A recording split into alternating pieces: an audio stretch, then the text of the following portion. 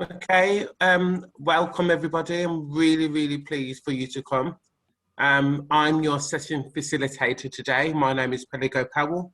I'm an assistant head teacher in a primary school in Birmingham in the inner city. I've been teaching for the past 11 years and I'm a huge advocate for education. So I'm always seeking ways to maximise education opportunities, whether through the performing arts or through sports.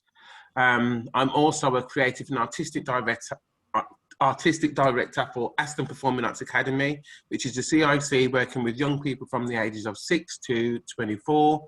And what we do is we use the arts to empower young people. And yeah, I've worked with over 15,000 young people, and it's my passion, it's what I love doing, and I can't see myself stopping anytime soon. I'm going to, before we run over the code of conduct policy, I'm going to quickly ask Natalie to introduce the whole organisation and so forth. So Natalie, over to you. Thanks, Anikah. Welcome everybody. So we are the Black Heritage Support Service and we are primarily an advocacy service. We exist to support the Black community through any kind of crisis when we see one, really. With kids going back to school and with homeschooling and lockdown, it's just been a really tumultuous time for everyone, and we just recognise the stress that both parents and children have been going through. So we thought, you know, we'd really facilitate a few sessions where parents could come and ask any questions, figure out what's happening with school, really look into child and their mental health. So that's what we've been doing consecutively really for the past 3 weeks. So we've got some wonderful educators with us who've done some amazing presentations. I've been really blown away by the presentations and the engagement from the community. So all the videos will be available on the website going forward, so you can come back and refresh your memory. But yeah, if you have any questions, if you'd like to contact us, if you would like to, you know, maybe have us repeat some of these topics, please let us know. Please drop us an email at admin@bhss.co.uk. But yeah, thank you everyone for joining, and we hope this session is useful and beneficial to you and your families. Pass it back to you, Pelago or Anikah. I'm not sure who's next. Yeah, thanks, Natalie. I'm just going to run through the code of conduct. So again, thank you all for coming. Just so you know, this session will be recorded. So if you've got any objections, please let me know. We would like you to be as interactive as possible. So turn on your camera if you wish. However, when you're not speaking, please put your microphones on mute. If you've got any questions to ask, either raise your hand or in the actual in the toolbar below, or you can put the questions in the chat. And it's just about being respectful, really, and use the appropriate language at all times. So I am going to pass you over to the facilitators who will be talking you through today's topic. Okay, so I'm Anikah Coblah, and I currently work at a school called the Widen Education Academy. It's an independent school working primarily with young people with behavioural, emotional and social difficulties. I've been teaching for a few years now and I'm quite passionate about education. My current remit is to teach English, but also to be the mental health lead at my school, which is something I'm quite passionate about, especially in the area of supporting parents and young people to manage their mental health. I'm now going to pass you over to my co-host, Donnita Forde, and she will introduce herself. Hi everybody, thank you for joining us. My name's Donnita Forde, and I'm an ICT teacher in an independent school. I'm also an SEN governor. I was a safeguarding governor, and I'm also an assessor for adults. Today we're going to be discussing mental health and wellbeing for children and parents during lockdown. So during lockdown, the first lockdown, in fact, even now, before the pandemic, as parents, we do carry a lot on our shoulders, and we don't have anyone to turn to, or we don't feel we have anyone to turn to. And it can get a bit much, and it just increases and increases and increases. And we're not used to sharing, especially as a parent. We don't want to offload on other people. And this can cause all sorts of side effects, and it can develop mental health issues, and it can affect our well-being, our health. Can I have the next slide, please? Right, so during lockdown, for many of us, myself included, it was quite frustrating. My routine was changed, my children's routines were changed, and it caused a lot of issues in the house. My boys were no longer able to socialise. I couldn't socialise. I wasn't getting the outlet that I was used to. And for children in general, this can come as a negative communication. We have grunts, it can come out as aggression. And all we then seem to be doing is just shouting at our children constantly. And it's not good for their mental health. It's not good for our mental health. And we are suffering. So what we need to do is we need to sit back and we need to think, we're struggling, but they're also struggling. Can I have the next slide, please? Okay, so the next part is about how do we recognize frustrations that you and your child may have experienced during this lockdown. Some of these frustrations for parents in particular could have been, struggling to homeschool. So I think the main thing I want you to be aware of today is that we will touch upon homeschooling slightly, but we know that homeschooling had an impact on parent and children's mental health during the pandemic. So today we're really going to focus on how do we manage some of those frustrations that still could kind of have to come through into our transition back into children going back into school. So we know that as parents, you might not feel adequate enough to support your child. There were constant changes going through that period, a limited ability to just plan a small holiday or, an activity with your family or so forth. And I know as well, some of the parents I spoke to, they were really frustrated about, having to constantly reassure not only their children, but also other family members around them. And I know a main issue was changes in income that caused instability within the home. And so these all lead to frustrations that can sometimes affect our mental health. And in terms of our young people, our children, whether you have a small child or a teenage child, that loss of routine really affects our young people. Young people thrive when they have a routine. And when they didn't have that, what would happen is it affects who they are, what they're used to doing, that limited social interaction, especially with family and friends. And the fact that if you have a child who's used to doing maybe football or karate or some sort of activity, no extracurricular activities, these all lead to disappointments, especially for our older teenage children, disappointments towards exams being cancelled, and the fear that they might not get the right grade and so forth going forward.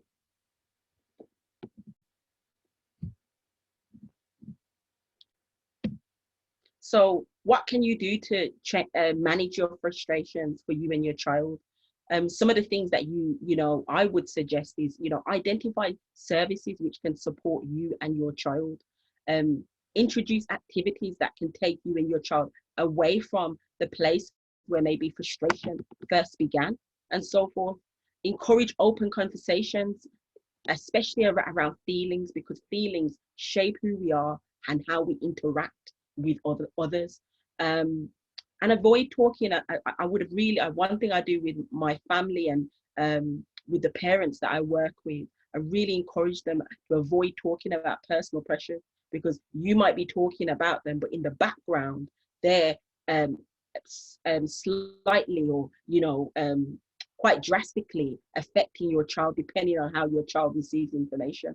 And make time to find out what's going on in your child's life. These are some of the things that we can do to manage our own mental health, but also our child's mental health, which is a priority. When your mental health is right as a parent, then you're able to support your child.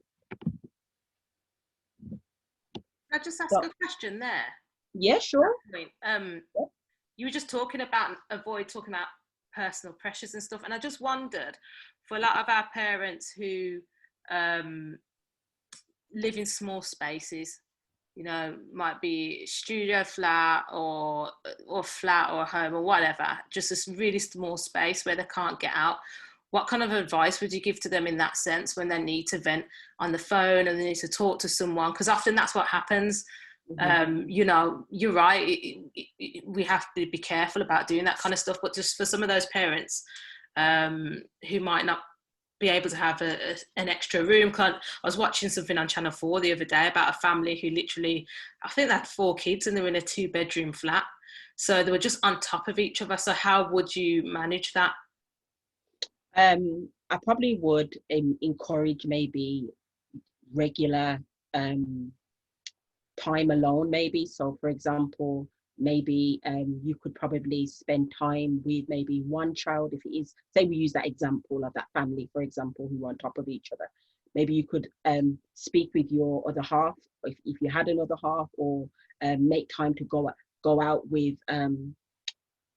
your children, and well, maybe one of your children by themselves, or just have some time alone. I know during this period, it would have been difficult to maybe connect with bubbles, but I think if we go back to our previous session, for those who didn't attend our previous sessions, one of our educators spoke about, you know, having putting in boundaries in place and ensuring that the people in your family understand what's their space and what's our space. So even if it's that, you know, 10 minutes or 15 minutes alone to, you know, sit in the bath or, you know, have some time alone in your room, then I would really advise that, and just make sure that you're communicating clearly when you need time alone. That's what I would say there. So moving on. So Donnita, if you just talk through this slide. Yeah. So why is mental health a big issue in the Black community? It's because it's taboo and it's hidden. It's something that culturally we've been encouraged not to talk about. And if we do approach anybody, we're always pushed towards religion. We're always told to pray it away or put it at the feet of the cross. And while that may be a comfort for some, that's not resolving the deeper issues. So that issue is always there, and it's getting built upon and built upon. And then this is something that becomes a legacy for our children. And we pass down those behaviours where if there's a problem, we don't talk about it. So it's never resolved. And that comes from a lack of understanding. It's something that we need to talk about. We need to educate ourselves so then we can educate our children, so then we can grow up in a healthy environment. Because if we continue not to acknowledge it, then our children are going to grow up in a toxic environment. We are going to live in a toxic environment. And that can be the cause of breakdowns in families. It's negative behaviours for when our children grow up, and they will then pass that down in their families. And it's a virus. It's a virus that is destroying the Black community. It's toxic, and it is something that we need to talk about a bit more freely. Next slide, please. Okay, over to you, Anikah. So one of the things that we've recognized, and the Nuffield Foundation have done well to kind of highlight this, is that levels of depression and anxiety were higher amongst those from the Black and Asian and minority ethnic backgrounds during lockdown. So my question to you is, you know, did you experience some of these levels of depression and anxiety? We want to make this session as interactive as possible. So we're going to place a Jamboard link into the chat now for you to share how you were feeling during the pandemic, and did you experience any of these depressions or anxieties that, you know, some of these researchers have found. So Peligo, if you place that into the chat, please. Yeah, I've placed it in the chat now. So if people select it, and then along the side you'll see some sticky notes. If you select the sticky note, and it would automatically go into on the Jamboard.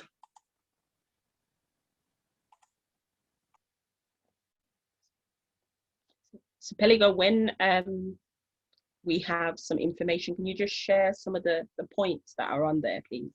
Yeah, of course I can. So how are you feeling for parents? And some parents have said that they feel it's claustrophobic, unmotivated,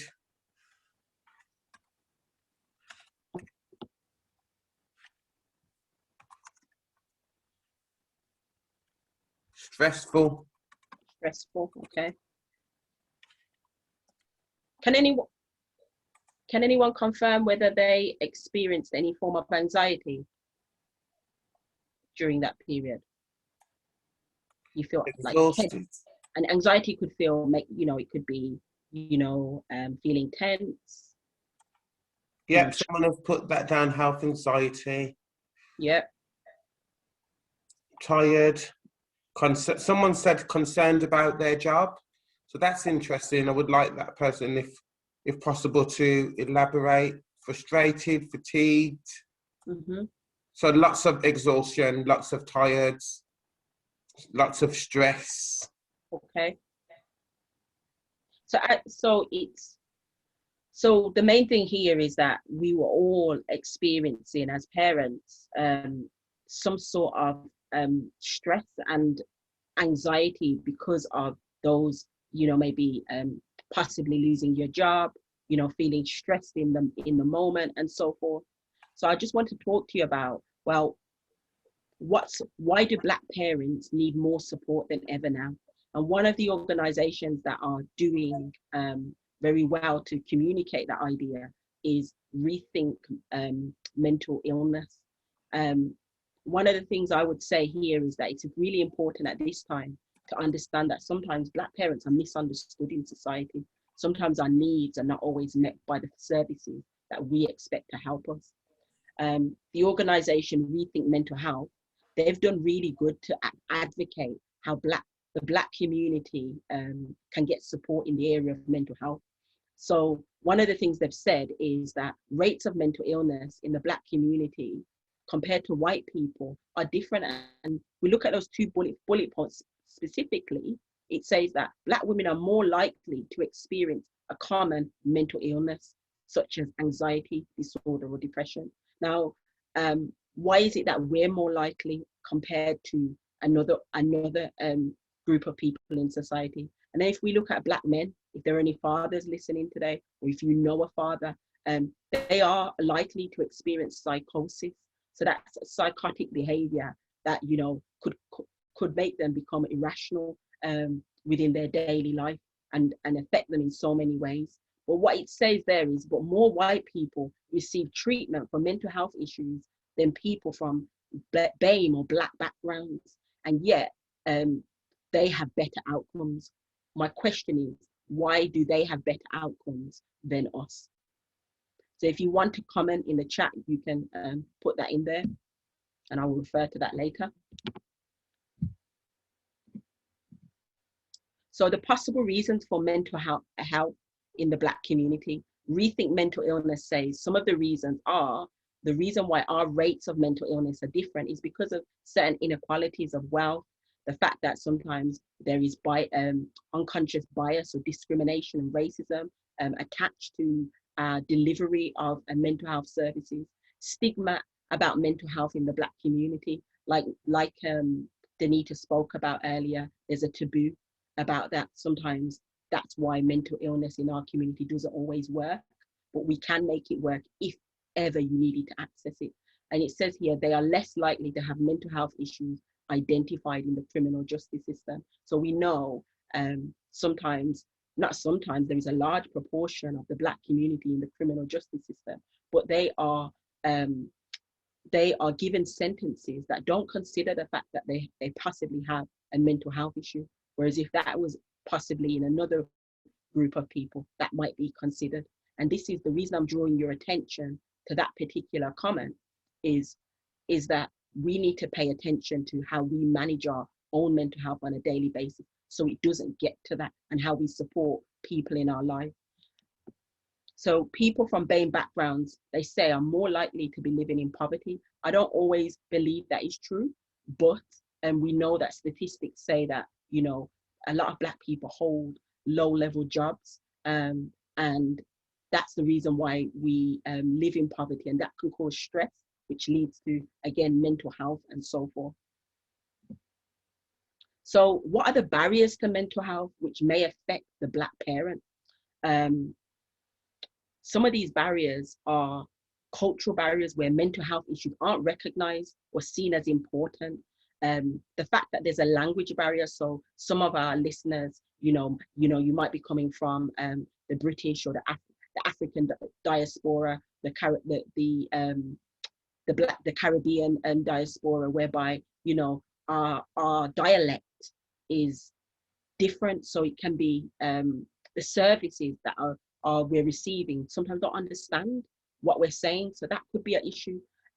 Lack of publicity for mental health support in services, so there's nobody saying, oh, this is a great service for Black people, so we don't know where to go sometimes. And there's a lot of I'll go back to the point above, sometimes the mental health system or the services, they're run by a lot of white professionals. Now, that's okay, but when you're having a white professional that doesn't understand your background, that is a problem, because sometimes that is then, that service, as I said, is connected to racism and discrimination.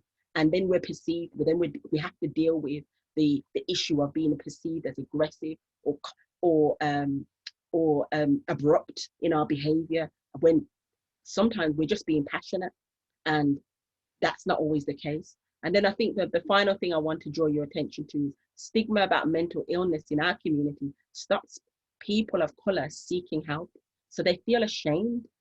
I want to remind you, and I want you to remind people around you, we don't have to be ashamed of having a mental health challenge, because mental health challenges can come in all different forms, but can be managed if you know how to manage it, so it doesn't escalate. I would also add to that, I just think one of the biggest barriers for me is, you know, Black people already don't give out information. We know we give out fake names. We don't tell people our address. Like, my mum must have 5 different names because she's not telling no one her name or surname or where she lives. You know what our parents are like when someone is taking down data and asking where do you live, what's your name, well, who am I for? Like, you know. I'm not giving it to no white man. But you know how we are, so to, you know, sit down with a stranger, having to give, because mental health services a lot of the time are external, you know, the external organisations, even external to the NHS, even though they might be funded, they'll be their own organisation. And I think just, you know, Black people sitting down opposite someone that don't know, all up in their business, because with a therapist, you have to be, if you want to get something out of therapy, you have to be vulnerable. And if people aren't willing to be vulnerable, then they're not going to get anything out of it. It's just a waste of money. And I particularly think it's harder for men, Black men as well. It is. And I think there's something like, I don't know, Pelago, you can't speak for all Black men, but why? Like, what do you think it is? There's this, in Black men, there's this stereotype and cultural kind of bringing up that Black men have to act in a certain way to show their masculinity, and masculinity for a Black man is huge. It's like in a society where you don't have much, that's what you've got. It's the only thing you can control, isn't it? Yeah, it's the only thing that's in your power, in control.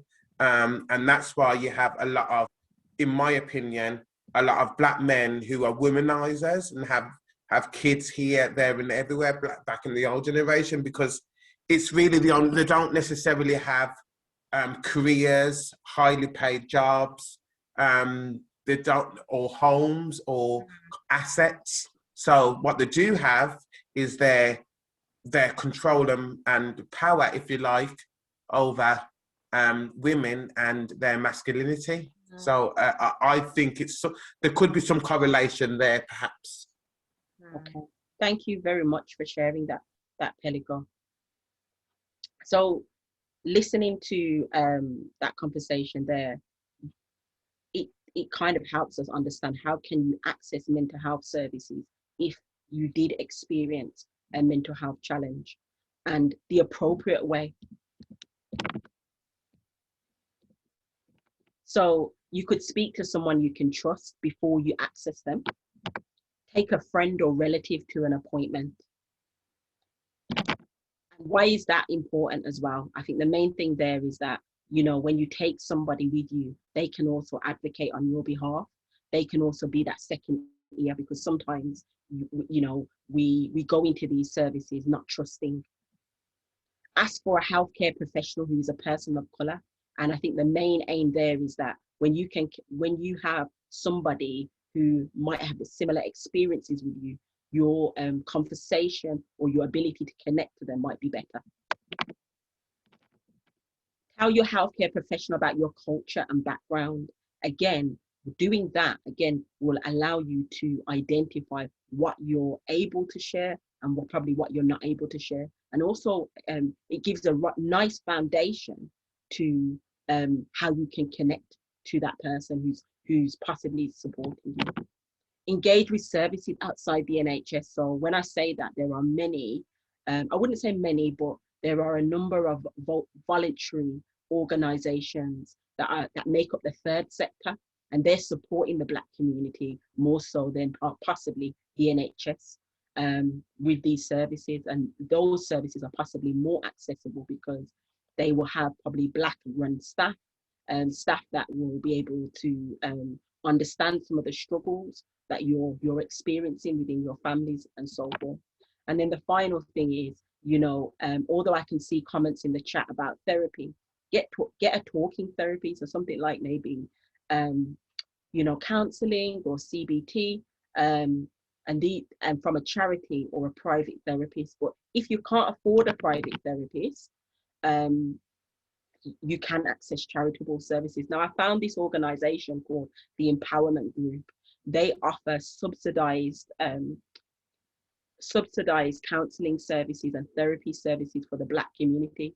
We know that therapy costs, but what I did like about this organisation is that if ever anybody from the Black community wanted to access this service, they could reduce it up to £150. Now, someone might say £150 a lot of money. Where am I gonna find that? But I always say sometimes we find £150 for different things. If your mental health matters, would you, and I'm gonna ask you this question, if you knew your mental health would change, would you access a subsidised service? And I'd like to see some comments in the chat here. If it was a priority to you. So, and is there anything in the chat? Teligo? Yeah, a lot of people are saying yes. Yes. Yes. Lovely. So take a note of this. Obviously, we will share this presentation. Yeah. But this is a service that is out there for those people that need to access it. So it's nice to hear that some people would say yes. Thank you.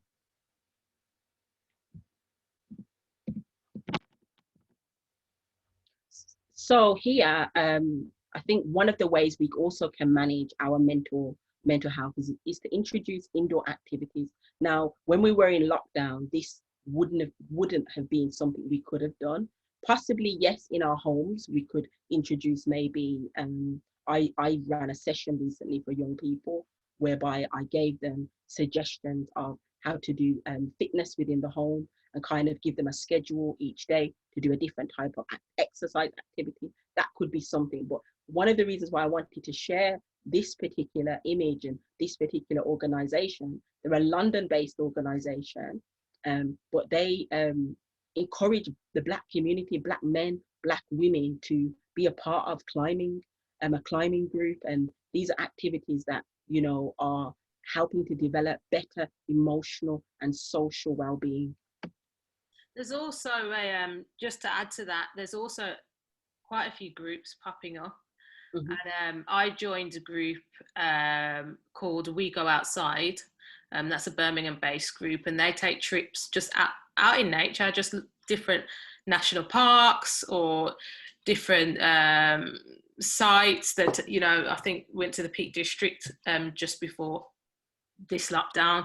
There's also Black Girls Hike, and there's one group that's based in Birmingham, actually, or Cannock or somewhere near there. So there's groups that are going out, traveling for walks just to get out. So you can go online and just look for them, just Google them and it should come up. Not only that, I've joined Power Sports. Sports is the key, which is a group of us, about 20 of us, go on bike rides around Birmingham.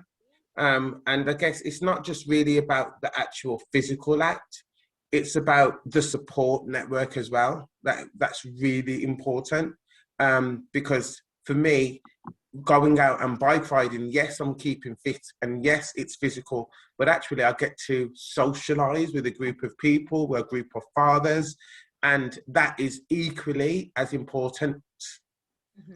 Absolutely. During the first lockdown, I joined an online Zumba group, and a lot of my family from Barbados, Canada, we all joined in, and we still do that over a year, and we do that. There was a social interaction. I'm not a fan of the gym, I'm not going to lie, but I enjoy that because I'm having a laugh. The social interaction is fun, and I've got the added bonus of losing weight. So yeah, you hate the gym.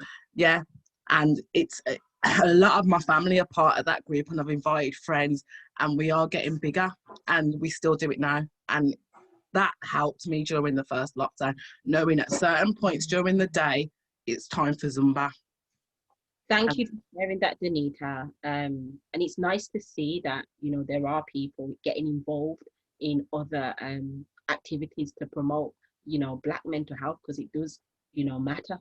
Telegol, at this point, I just would like to see if there's anything in the chat before we move on to the next section. Yeah, I was just going to say, there was, going back to the comments that you made around therapists, there's quite a few about that.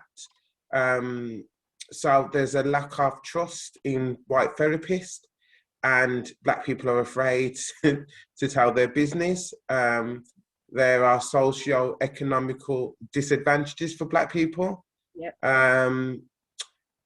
Somebody said services, it was Amani, that lacked cultural competencies. So I agree with that one. Therapy fees are really expensive, if not referred. And there was cognitive behavioural therapy. So I'm not sure what you meant by that, Donnita. Was you just responding back to somebody? Yeah, Anikah mentioned it, but the acronym, but I wanted to give the full name just in case someone wasn't aware. Oh, okay. Thank you. That's fine. And then Nicole said, it's also good to be honest whilst being vulnerable with any therapist you speak with in your initial assessment. They will then also determine whether taking therapy is the right thing for you, or is it going to be trauma therapy? And depending on your circumstances and situations that have occurred in your life too. So that's something that she's learned recently. So the therapist kind of suggesting the right kind of therapy for you. But you have to, I think the key thing is about being vulnerable and honest, and what you were saying earlier, Natalie, about being open. Yeah, and I think just to pinpoint that idea of like trauma-based therapy, I think that's important. That's an important comment to make, Nicole. So I want to thank you there, because what I realize is that this pandemic for many has been traumatic. Well, not only has the pandemic been traumatic, if you can like take the whole topic into thought for a moment, when we think of maybe our childhood experiences, these things, whether little or small, can affect our mental health, and these things can be traumatic without you realizing it. If it's something that's, you know, on your mind constantly, or it doesn't go away, maybe that is trauma. So being able, having the right person to be able to identify whether you need trauma or you need just another type of talking therapy, then that's so important at this stage for both parents and young people. So moving on. Hello? Everyone hear me still? Yeah, great. Yeah, we can hear you. Okay, so I'll pass you over to Donnita now. Okay, so would you be able to recognise a change in your child's mood? So at this point, can you put any observations in chat that you think would indicate that there's an issue? For me, my child started eating more. There was a bit of separation anxiety. The little one became a permanent shadow. Overly emotional, yeah. Mine became very sensitive. During the most recent one, there was a lot of anxiety about, definitely for me as well, there was a lot of anxiety with regards to the remote learning, making sure all the homework was done. It was very unsettling. The first lockdown, because we were home, I homeschooled, it was easier. But then I think the second lockdown with the added remote learning, that was like a powder keg in my house. Okay. What do you mean by a powdered keg? We coped very well with the first lockdown. We had our timetable, we had our activities, it was a beautiful routine. Then with the remote learning, it's not like secondary school for primary. They do have live lessons, but it's not, for him it wasn't at the same time every day, so there was no set routine. We knew there would be work, but we didn't know when the live lesson would be, and there was a lot of unknowns backwards and forwards, and the homework was a lot. And it was putting on pressure, whereas the first lockdown, that was child-led, and we did what we had a timetable and we knew we had to do these things, but there was no pressure. Okay, thank you so much for sharing that. So parents, listening to Donnita, if you just feedback on some of the comments there, please. See, so right, we've got overly emotional. Yeah, that's definitely one. Needy, yes, definitely. Withdrawn, quieter, worried, feeling alone as an only child. That's a big issue for only children, especially because school is where they get their social interaction from. So they're literally just cut off and isolated. And we may not see that as a problem because we're used to when we're coming home, that's our time. But for a child, they've got nothing, they've got no one to talk to, they've got no outlet to play. They are isolated completely. And then they may become needy or aggressive. And what are they getting from us? They're not getting any love or understanding. They're getting told off. They're getting told to behave, do this, do that, do this. Because we are also frustrated because we're isolated and they've got no one. Yeah. And this is the problem. And depending on where in the Black community, your background, they may not be lucky like my son. I can be like, just go on Zoom and video call your cousins. Some people are not IT savvy like that, so they don't have that option where that child can see face to face their friends or their family, or the phone. It's difficult. So that is a big issue. And then if we've got aggression, that's going to cause a conflict between the parent and the child, and that's just going to cause other issues, and it's going to break down in the relationship. So it is a big struggle for people. Let me see what else has been said. Some fantastic comments coming up in the losing connection. Oh, it's been too fast for me. I think while you're looking at that, Donnita, there is a question that I just want to put into the chat. With the changes that you saw in your children, would you say you recognize that as a mental health issue? Would you have identified that at that point? Just say yes or no in the chat to that question. And if you need me to repeat, let me know. Yeah, can you repeat that for me, please? So I'm noticing there's lots of different people saying like their child was aggressive, they were withdrawn, quieter, more emotional. I want to know, as parents, would you have identified that as a mental health issue in your child as that was happening, or throughout the pandemic? Or would you have just saw that as, oh, it's just behavior?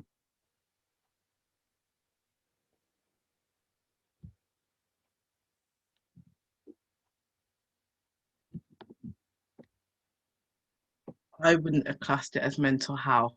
Okay. I would have said that it was having an effect on him. I wouldn't have just said it was behaviour, but I wouldn't have gone as gone as far as to label it as mental health, Okay.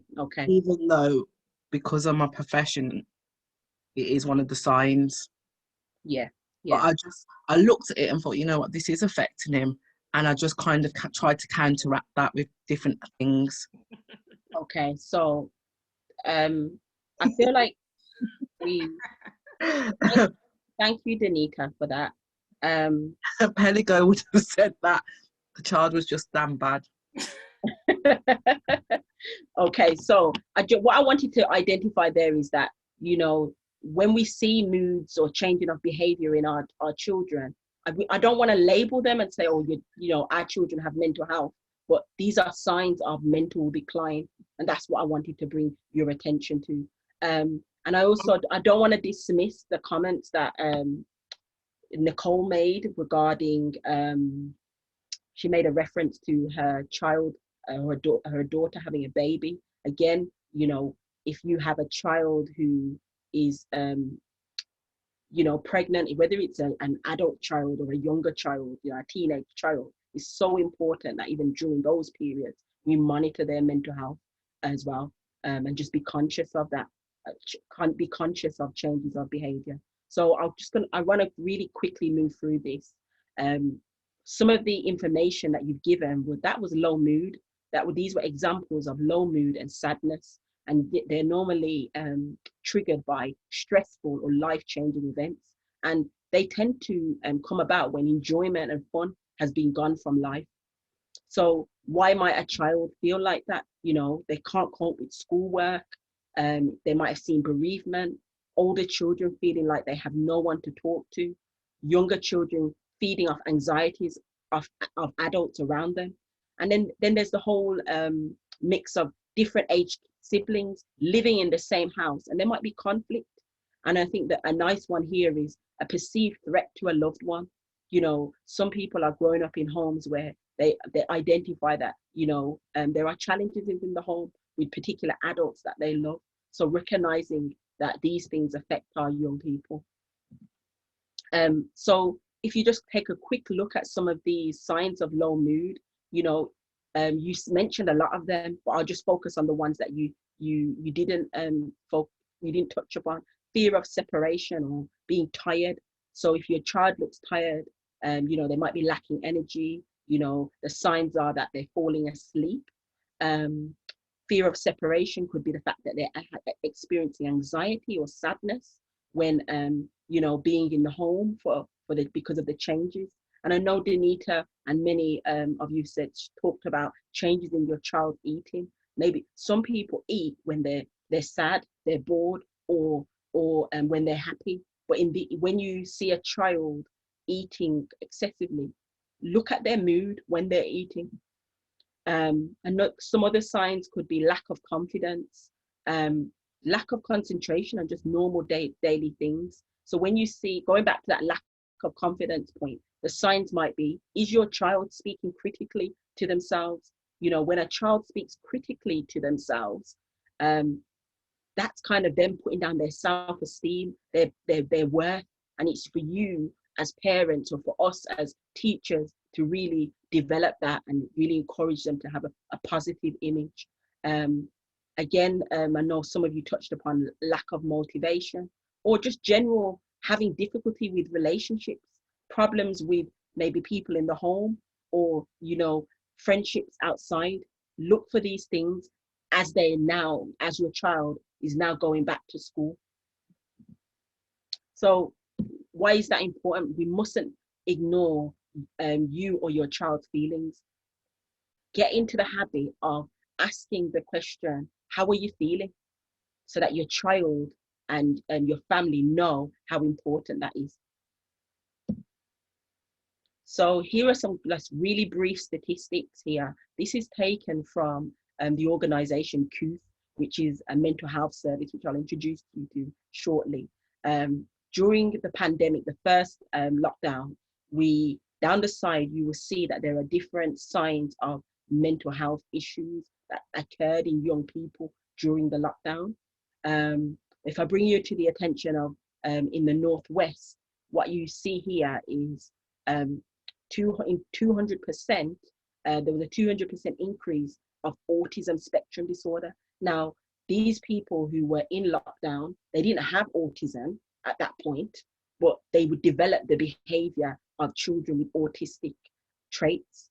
So that is the impact, the severe impact of lockdown. Imagine your child didn't have that diagnosis, but now they're experiencing this change in society, and it's caused that. And if you look across to the Midlands, that went up. Autism spectrum disorder went up 400%. That child never had it, or those children who were part of that survey, they didn't have that before. If we look at the sign with the hat for the east of England, where it's kind of got the graduation hat, 161% of people were worried about school and college. Our children shouldn't have to be going through that. But because of these times, our children have been affected. This presentation will be shared, so you can look at this data in more detail. But this information was presented by Kuth, and what I liked about Kuth is that although I understand that the Black community are sometimes shy of accessing these services, or don't want to access these services, Kuth is an online platform, and part of its platform is anonymous. It's confidential, and you're able to access forums. There are therapists there every day waiting to talk to people. You can book appointments. They have like an online magazine that, so it suits dealing with mental health for all types of people. And as much as it might not be culturally appropriate, I do feel like maybe it would be a good suggestion to access this service, or even signpost people to this service because of its anonymous factor. I can see some comments in the chat. Peligo, do you want to refer to those comments in the chat? Yeah, there's just about children eating lots of the lockdown, and then Nicola said the ASD data is very interesting, and that has just confirmed her concerns that she's in talks with her son about school. Okay, thank you so much, there, Peligo. Iman is also putting some information around mental health support for young people ages 14 to 25, which looks amazing. So I'm going to have a look at that. Okay, thank you. So why is this data important that I showed you before? It's because Black mental health matters. Over to you, Donnita.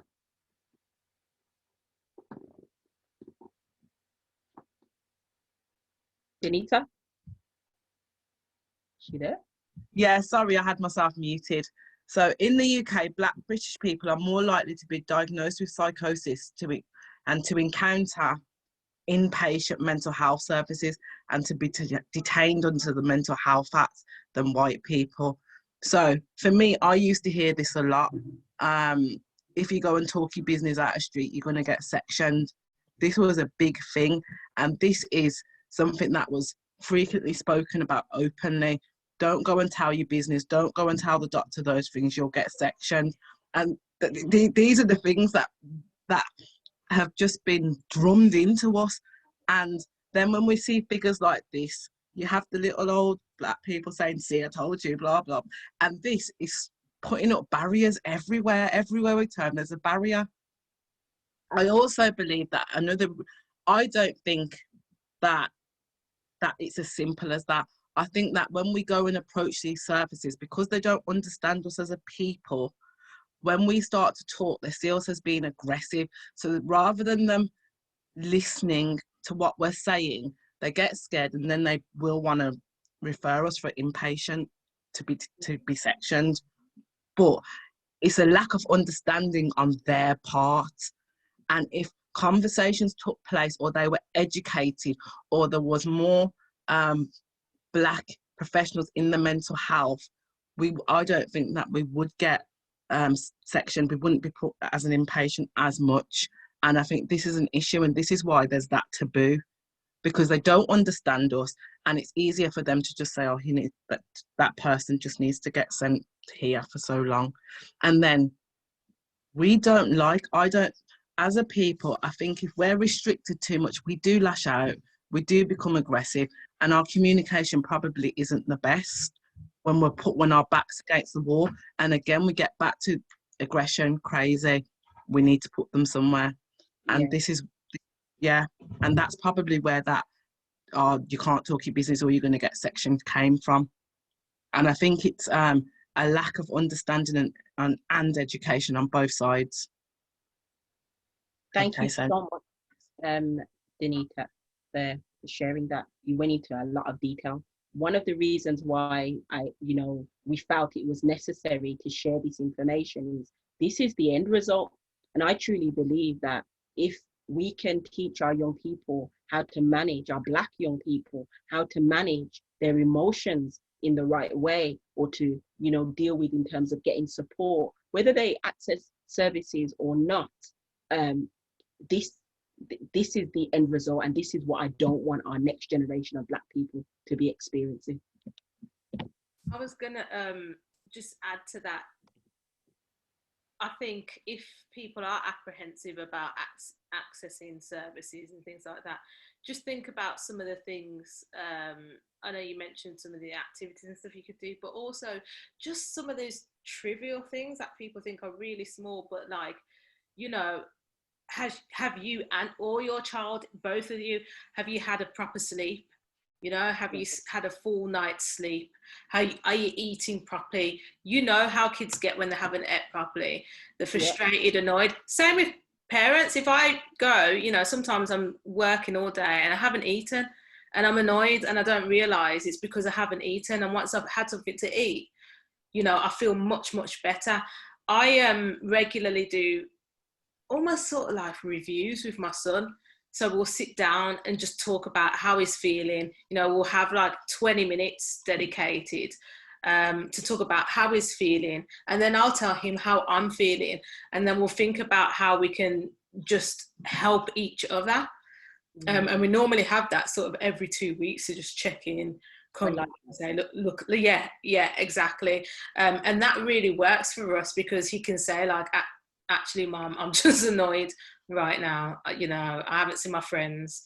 I need to go outside more. So then I'll know, okay, I'll schedule in 20-minute walk every day so he can go outside more. And he'll know that actually, son, when Mummy's finished work, Mummy needs a good hour after work, even though I'm in the house and he's watching me sit down at my desk all day, he thinks as soon as my laptop's shut, then it's just whoop. So I have to explain to him, just give me an hour. We'll have dinner, give me an hour, let Mummy sit down, and then we can play a game, or then we can watch a film, or sister, or whatever.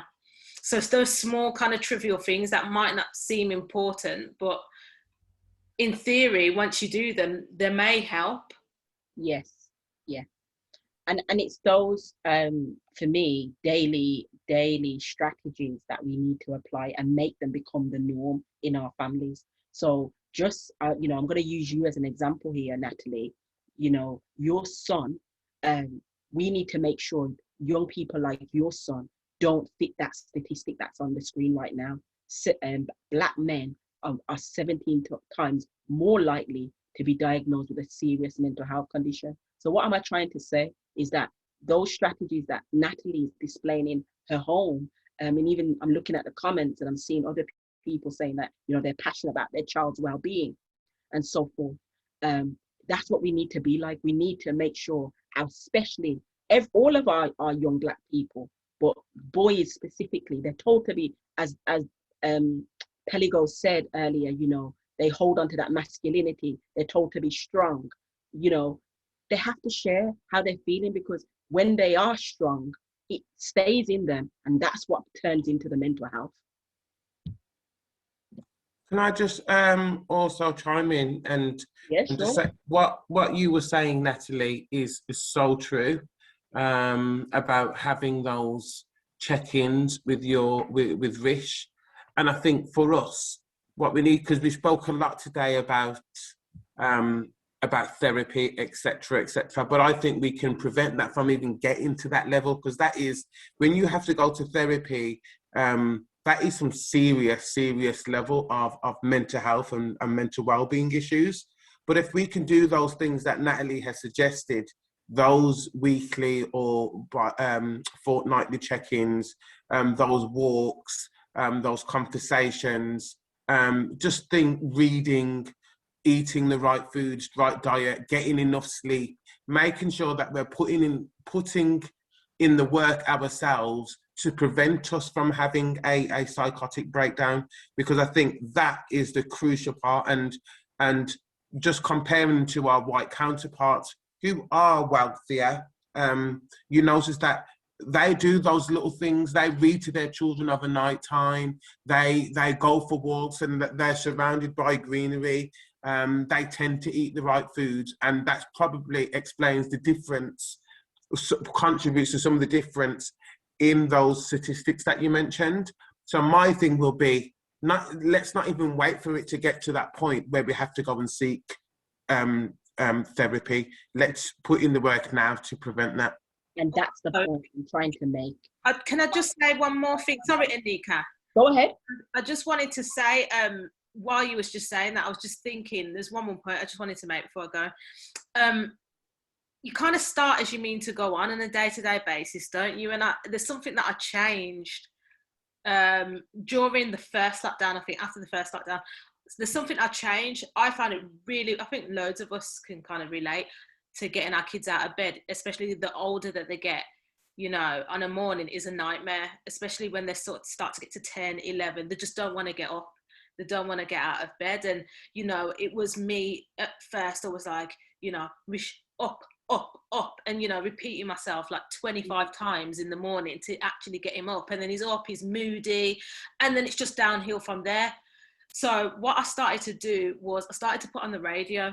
We started listening to Dotty in the morning, and I used to put on the radio half an hour before he was meant to get up. So if he was meant to get up at 7:30, then I'd put on the radio from 7. So then he'd just slowly and naturally wake up because the radio is on. And it just, because he was waking up on his own terms, really, there wasn't that kind of like fight in the morning of trying to get them out of bed and get them motivated. He was more motivated generally, organically on his own then. So that was a really, really just useful thing that I started doing that really helped. So it could probably help other parents. I like that. Again, a really nice tool to use to support our children's mental health. Thank you, Natalie, for sharing that. So I don't really want to, I'm hoping that people was listening, but also reading what was on the screen. So why do we need to prioritize our children understanding their emotions? When members of the Black family prioritize understanding their emotions, they're better equipped to deal with the changes of life. So when we have a lack of emotional understanding, they play out in so many different ways. Some of these things, you know, causing our young people or even parents, in fact, experiencing isolation as they transition through different stages of life. Things around, you know, being traumatized by matters that were overlooked in youth. We can't overlook anything that could affect our children. Holding on to negative labels and words. So, you know, parents, you know, if you were the receiver of those things, you know, work on yourself to overcome some of those labels, but also make sure that you're not labeling your own children with labels that could affect their mental health in the future and so forth. And it also plays out in the area of education and work opportunities. When our mental health isn't managed appropriately throughout our stages of life, what will happen is that we won't know how to access the right opportunities in education and work. And that's part of the reason why during the pandemic, the Black community was disproportionately affected, because they were in some of the lower paid jobs, which were the front facing jobs. We want our Black children to be in those middle class, those senior positions, you know, or even higher than that, so that they're not having to experience maybe what previous generations have had to experience. So to support mental health as well is I found this really great article about Black absence in green spaces. Again, I'm going to quickly skim over this because I feel like I do want to bring your attention to it. But what I want to show you here is that why is it that historically Black people have lived in cities, and it's because, you know, they feel safer in cities, they feel safer in their community. But when they get taken out of the city into green spaces, it's a little bit odd. Now, I'm not saying that is the narrative for all Black families, but some Black families, they don't find the green space accessible to them. But what I want to remind you today is remind your children, remind yourself that the heritage of our family's roots had many great green spaces. So if you were from Africa, if you were from the Caribbean, you know, these spaces, those countries had spaces that were green. So it shows that we did belong to them. It's just that society has said we don't have a space there. But get into those spaces, because those spaces will help to improve mental well-being. Donnita, you want to just skim over this area?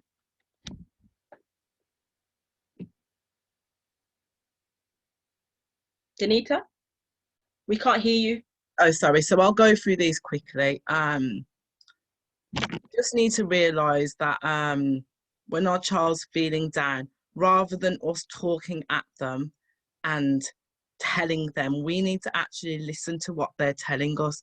It's very important for us to listen, and we need to just let them know that it's okay to feel the way that they're feeling. We're all different, and it's okay. It's okay not to be happy. It's okay to be anxious about this. It's okay to be upset, and we need to try and guide them to solutions, but don't just talk at them. You've got to listen to your child. Next slide, please. Okay, though. So if the child is anxious, you can suggest things like a favourite movie time, or like I do with my son, let them access their friends or their cousins. Give them your phone. If you're on pay as you go, let them kill the credit, because it's for their mental well-being, or your minutes. If they're a bit younger, maybe hugs, teddy bears, comfort, and music for all ages, for yourself as well as your child. Let them play their music loud. Show them silly dances that you used to do, or music that was they call them classics now, but you know, show them what you used to listen to, and have a laugh. Laughing, you know what, has helped us so much. We do a lot of silly things. You just need to find time to listen and understand. That's what they want from you. They want you to listen and they want you to understand. Okay, so next slide, please. Thank you. I know I'm going through these, but I'm conscious of time, so. Right, so for younger children, we have the stress relief giraffe. And it's more or less what I've just said. Playing, going outside, doing colouring with them, giving them hugs, again, music. If they're out of control, it depends. Breathing exercises might help, but it depends on the age of the children. So these suggestions are all about the age. But yeah, it's good to colour, because we have little competitions on whether you can colour in the lines and stuff like that. And we do have fun. Sometimes I play the computer with my son. We have like play dates, even though he refuses to do it with me now because I'm not very good. But no, I've got told that I'm not allowed to do it. I'm embarrassing him. But we still have those sorts of interactions. I mean, do I want to play the computer with him? No, I don't. I don't find it interesting at all. But that's time that we have to bond. So even though you don't like it as a parent, or there's other things that you could be doing, you have to make that time. Next slide, please. Okay, so there you go now. Okay, so this is a video. So as Black people, we go through a lot, and this was an experiment to show them what we go through, because we get it from all sides. The minute we wake up, we have institutional racism, we have direct racism, we have poorer housing, we have less opportunities, we have to fight for what we've got, we have to work hard for everything. It's not a very long video, but it kicks a punch. You can see the impact on this one girl. Okay, so if we can all pay attention, you will see what Donnita's talking about. Thank you. Perception is everything. White people look vicious and ugly and non-caring and cruel and arrogant and powerful and condescending and angry. Are you angry? Oh, good for you. You angry? Trying not to be. Now, does that take a lot of energy? Yes. Are you holding it in? Yes. And are you trying really, really hard not to react to me? Yes. And are you trying really hard not to look at me? Yes. Why?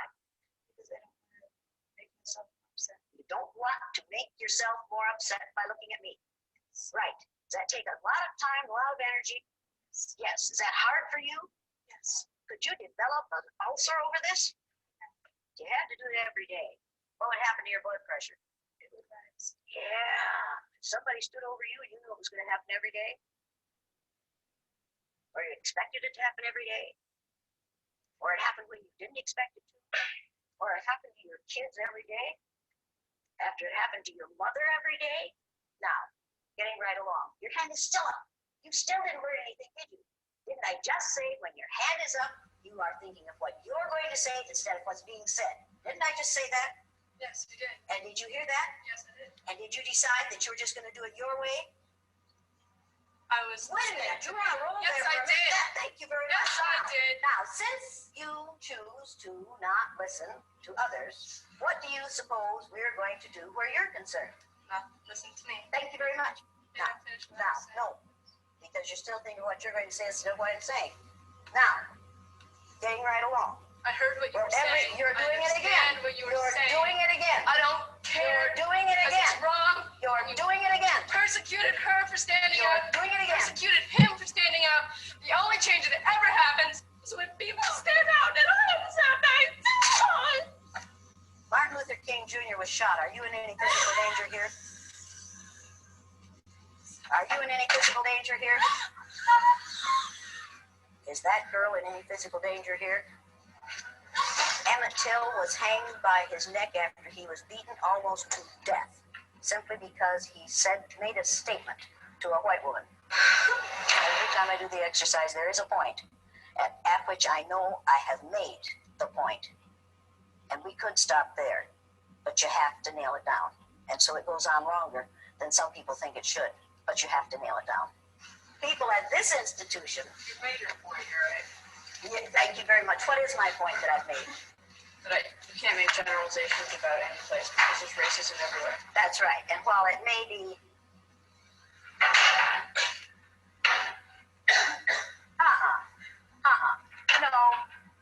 no. You don't come back in here until you've apologized to every person in this room. Because you just exercised a freedom that none of these people of color have. When these people of color get tired of racism, they can't just walk out, because there's no place in this country where they aren't going to be exposed to racism. They can't even stay in their own homes and not be exposed to racism if they turn on the television. But you, as a white female, when you get tired of being judged and treated unfairly on the basis of your eye color, you can walk out that door, and you know it won't happen out there. You exercise the freedom they don't have. If you're going to be in here, you're going to apologize to every black person in this room. And do it now. I'm And sorry. Latinos, every There's person of color. racism. This country. Bullshit. No, you're not going to say, I'm sorry there's racism. You're going to apologize for what you just did. I will not apologize because it's Out. not a matter of race always. Out. Out.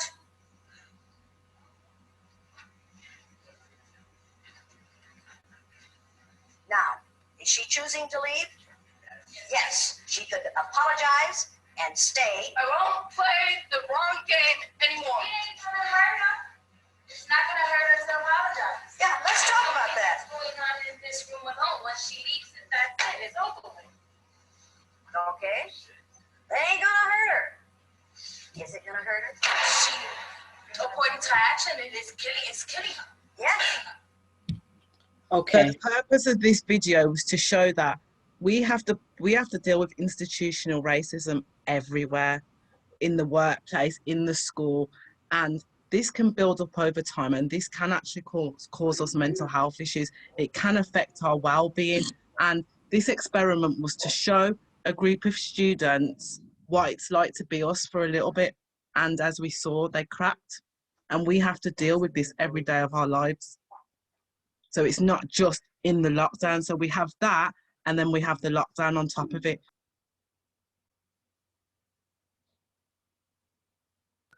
Sorry, background noise that I've had to quieten.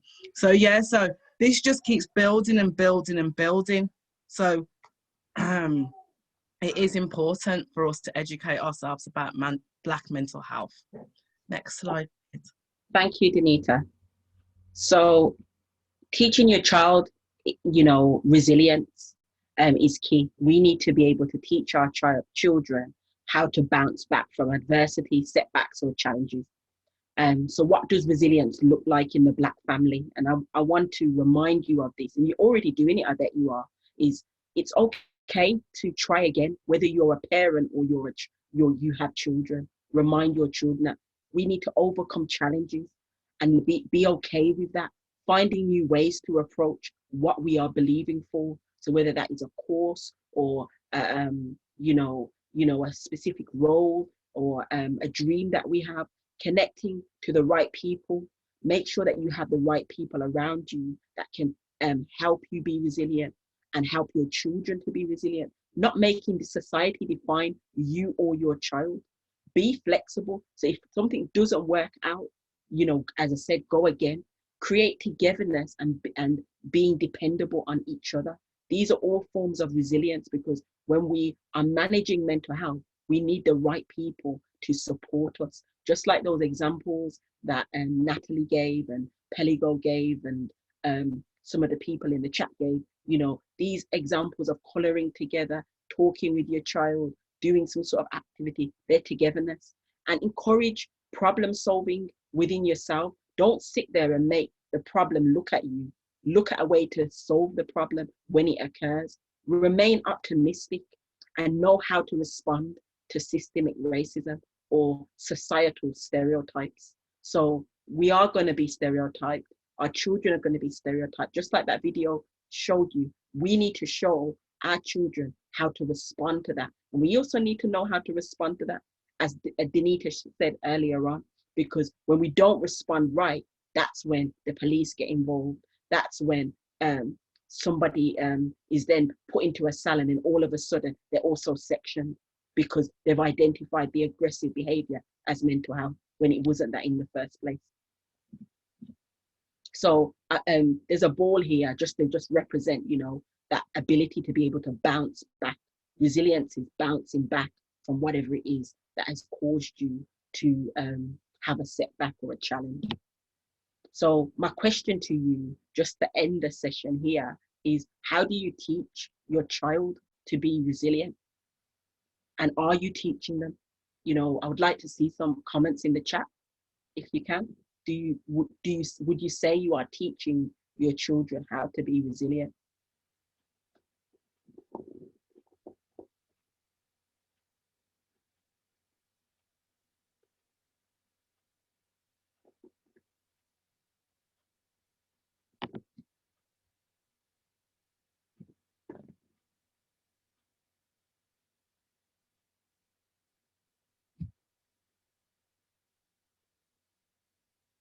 Affirmations.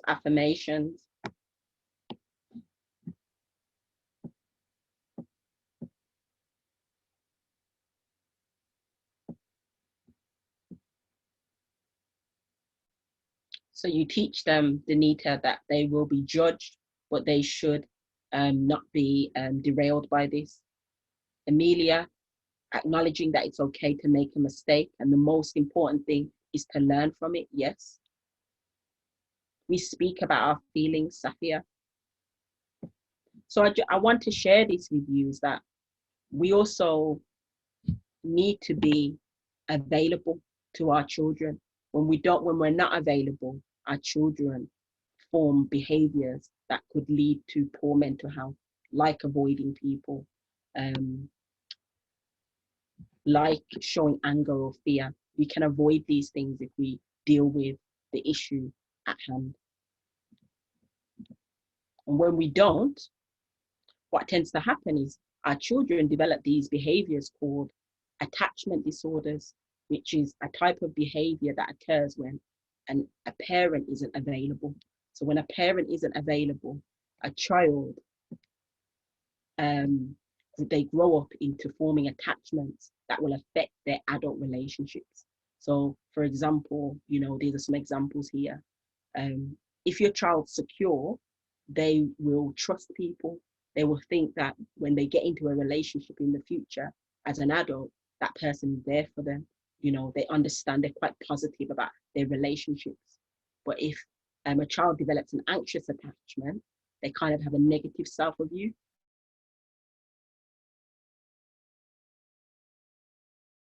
They're a bit dependent on each other, thoughts around, the person letting them down.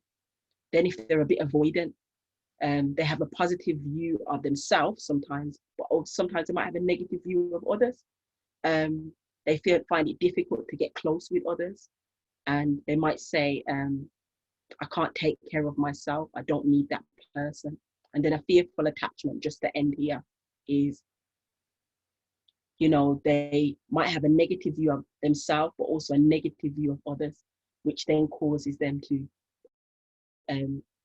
avoid seeking closeness. They're a bit disorganized possibly, and they could be self-harming or abusive when they enter into adult relationships. Why am I saying this? Is when we deal with our children's emotions and we make ourselves available, then we can help them. But also, as I'm saying this, I feel like it's very important also to say, make sure someone's available for you as well as a parent, because you, as much as you need to be right for your children, that's also a pressure.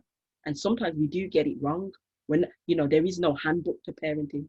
But I'm hoping that today's conversation was the start of you thinking about, how you deal with your children's emotions, because Black mental health matters. So, Donnita, do you just want to end by just saying that quote?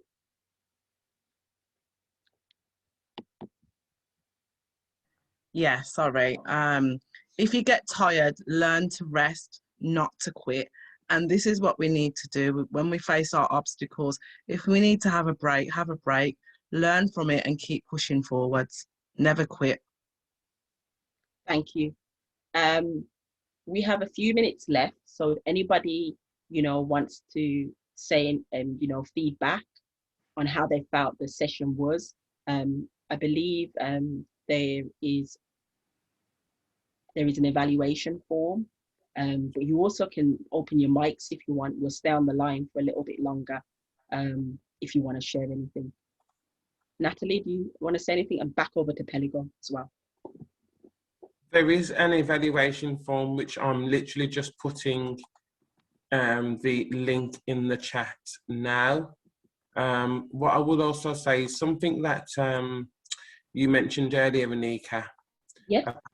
Well, it was not even just long ago. It's about looking after yourself, and I think that is immensely important, because it's impossible to cater to the needs of our children's mental health if we are not emotionally and mentally stable. So all the things that we've spoke about for our young people and for our children, and all of those preventative measures and all of those cures, etc. I would urge parents to do exactly the same. We need to have that kind of relationship with our children, and that's fine, but do not forget about yourself. Do not forget, if you're lucky enough to have a partner, do not forget to have those conversations with your partner. Do not forget to go for those walks, because those are the key things that's going to make sure that you're sound in order to do the same for your children. Thank you, Peligo. Yeah, just reiterate everything Pelago said, really. And you know, this is our last session, and I'd just like to say a massive thank you to all our educators and to Anikah for coordinating this and managing this. It was, you know, it was meant to be sort of an informal chat, and it just turned out to be so much more than that. Everyone's volunteered their time. No one's been paid for this. You know, everyone's volunteered to support our community, because it's on all of us really to be there for our children. You know, we're a family, and that's how our community, it's quite sad sometimes, because the generations above us were so much closer in terms of community, and I feel like our generation's lost that. We've lost that unity. You know, even things like nine nights and going to a house that when you don't even know the person. Our parents would just go. My mum would just, oh, sister, so and so mother, and she'd just gone to the nine nights and everything. We don't do that. Like, we don't do that anymore. Like, we would never go to a friend's house if we didn't know, you know, the person that passed away. And I feel sad sometimes that we've lost that essence of culture and coming together and community. And this just reminds me and gives me a little bit of hope that actually it's still there in some of us. You know, it's still there. We still want to give, we still want to invest into our people, and this is for us. Do you know what I mean? Every time I see a black child, that's my child. I look at that child and think, well, that's my child too. I need to invest in them as well. So, you know, the fact that everyone's come together and been here every week, you know, really committing and just putting together some really useful resource that people can come back and refer to. I'm just thrilled and really taken aback by it. So yeah, huge thank you to all of you for facilitating and doing this. It's been brilliant to watch, and I've got tips. You know, I'm learning myself. You've given me tips as we've gone on. So yeah.